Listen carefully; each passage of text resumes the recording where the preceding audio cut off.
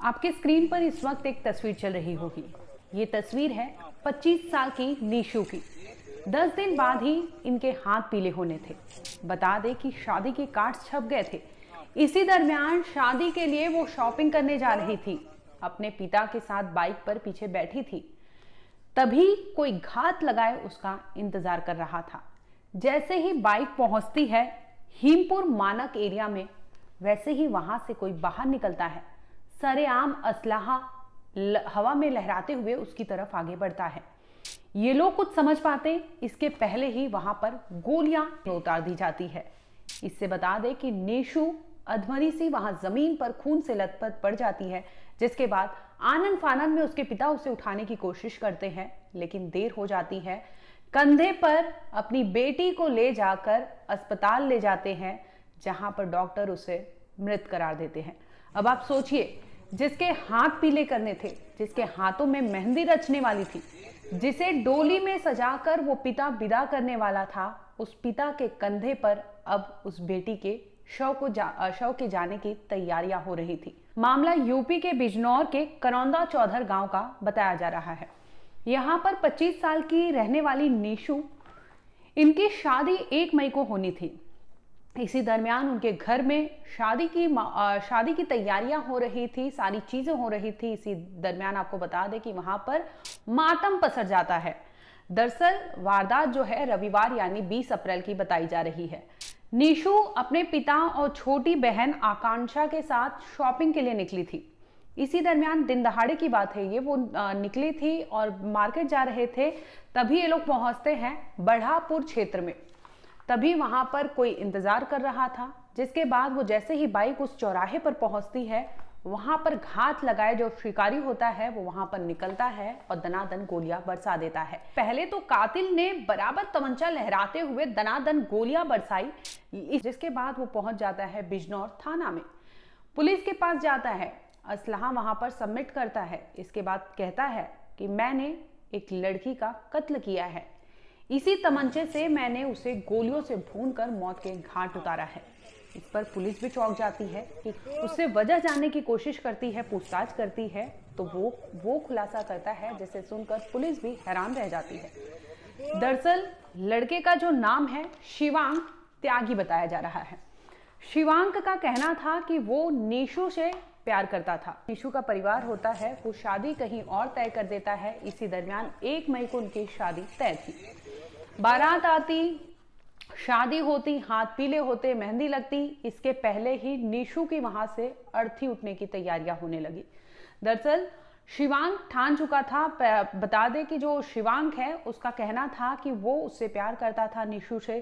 जो भाई है निशु के, उनका कहना था कि कुछ दिन पहले की बात है जब निशु को ये लड़का तंग कर रहा था, जिसकी वजह से निशु पहुंची थी पुलिस थाने में, शिकायत दर्ज कराई थी। लेकिन यहाँ पर मीडिएटर को बुलाया जाता है, मीडिएशन किया जाता है, जिसकी वजह से मामला रफा दफा हो जाता है और कहता है शिवांक की आगे से कुछ भी नहीं करेगा, निशु की जिंदगी में वो कोई भी दखल अंदाजी नहीं देगा, जिसके बाद मामला रफा दफा हो जाता है। लेकिन कुछ ही दिन बाद ऐसी चीजें होती है जिसमें निशु की हत्या शिवांक खुद कर देता है। शिवांक का कहना था कि वो निशु से बेइंतहा प्यार करता था, निशु को अपनी लाइफ से जाते हुए नहीं देख सका था और यही वजह होती है कि वो प्लान बनाता है जिसके तहत निशु को मौत के घाट उतार देता है।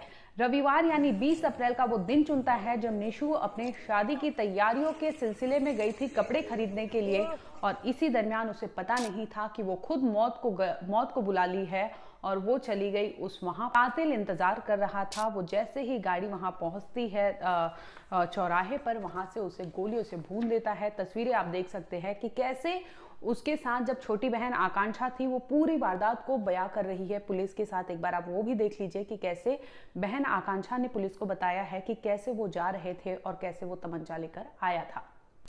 अब आप सोचिए, उस घर में मातम पसर गया जहां पर खुद 10 दिन बाद ही आने वाली थी बारात, दूल्हा आने वाला था, जहां पर सास उस दूल्हे का स्वागत करती। लेकिन अफसोस उस घर में इस कदर मातम पसरा कि ना भाई बहन सब वहां रो रो कर बुरा हाल है। किसी को कुछ समझ नहीं आ रहा कि आखिर हुआ क्या है।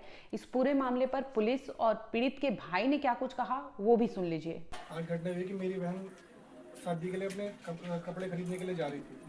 तो ये लड़का आया गांव का शिवान त्यागी और उसके गोली मार के पीछे से बाइक पे बैठी हुई थी वो, तो मार के थाने में भाग गया कि वो मैं गोली मार गया उसके। और ये पहले भी कई बार मेरी बहन पर दबाव बना चुका था कि मुझे शादी कर ले, मैं ब्लैकमेल कर रहा हूँ तुझे, मेरे पे ये है वो, दुनिया भर की बातों से डराता था, मतलब फ़ोन करके भी धमकी दिया करता था। हमने कंप्लेन दी थाने में कई बार, लेकिन गाँव के कुछ आदमी हैं जैसे शरद त्यागी हो गया और नरेंद्र डॉक्टर, ये प्रधान, पूर्व प्रधान, और एक पुनीत त्यागी, इन्होंने आके हमारे पिताजी से बोला कि फैसला कर लो। तो हमारे पिताजी इनकी बात पे आके फैसला कर लेंगे इनसे। ये लड़का बोलता था कि अब मैं कुछ नहीं करूँगा, ना फ़ोन करूँगा, ना छेड़ूंगा, कुछ नहीं करूँगा, और आज उसने गोली मार दी। तो अब क्या चाहते हैं? अब ये चाहते हैं कि इस लड़के को फांसी हो। ये थाना कोतवाली देहात क्षेत्र की घटना है। यहाँ के ग्राम करौंदा चौधर में रहने वाला एक युवक शिवान त्यागी, उसके द्वारा एक युवती को गोली मारी गई, जिसको उपचार हेतु जिला अस्पताल भेजा गया, जहाँ उसकी मृत्यु हो गई है।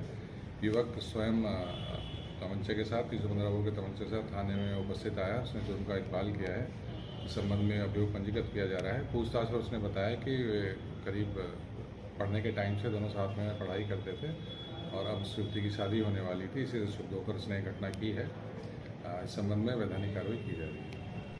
बता दें कि इस मामले में पुलिस को जैसे ही सूचना मिलती है, पुलिस मौका वारदात पर जाती है, मुआयना करती है। साथ ही दूसरी ओर सरेंडर करने पहुंचा जो आशिक होता है थाने में, वो बताता है कि शिवांग किस कदर उससे मोहब्बत करता था और किस कदर उसे वो फेलियर यानी एक्सेप्ट नहीं होता कि उससे दूर उसकी प्रेमिका जा रही है, जिसकी वजह से वो इस तरह से उसे मौत के घाट उतार देता है और खुद सरेंडर करने पहुंच जाता है।